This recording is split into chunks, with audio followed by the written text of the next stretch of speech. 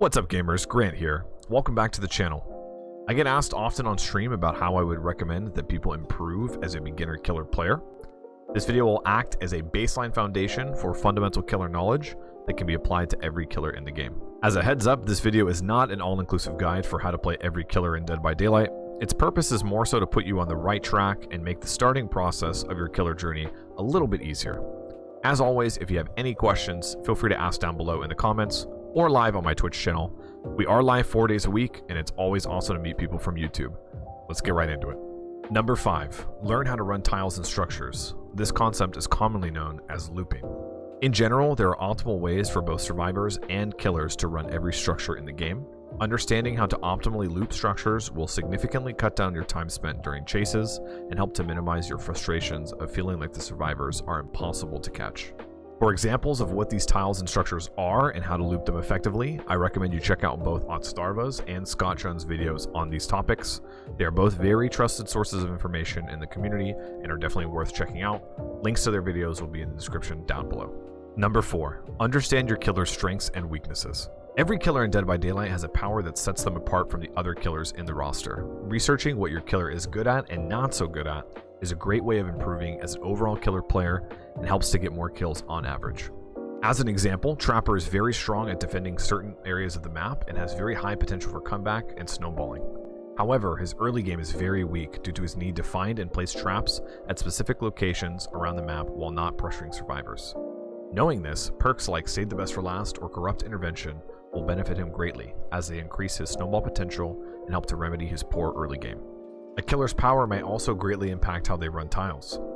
If you're playing a range killer like Huntress, it may be beneficial for you to allow the survivor to vault the window in front of you if it means you can land a direct shot. Number 3, learn when to drop chases and patrol gens. You'll notice when playing that certain tiles are harder to deal with than others. There is no shame in dropping chases with strong survivors at strong tiles. Sometimes, your best course of action is to avoid these experienced survivors entirely, especially if they are clicking at you with the flashlight and not contributing to the team overall. In general, there will always be a more inexperienced player on the survivor team. Acknowledging who this player is and downing them quickly can force other stronger survivors to be altruistic and become easier kills themselves. Interrupting heals and pressuring gens with a lot of progress can also go a long way to getting a 4K. Speaking of generators, number 2, what are 3 gens and why are they important? A 3-generator setup, or 3 gens as they are commonly known in the community, are 3 generators that are extremely close in proximity to each other.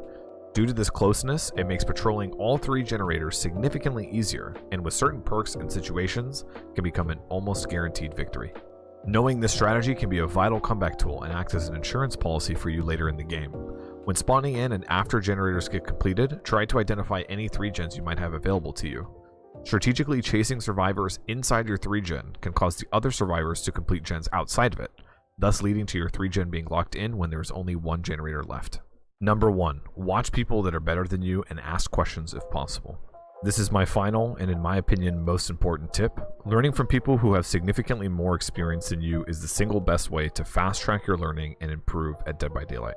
Tons of content creators on Twitch and YouTube make a plethora of educational content for DBD. I personally recommend smaller communities of experienced players on Twitch. It's usually a lot easier to ask any questions you might have and get immediate answers this way. Speaking of content creators who love answering questions, if you like my content and you want to see more from me in the future, consider subscribing here and checking out my Twitch channel.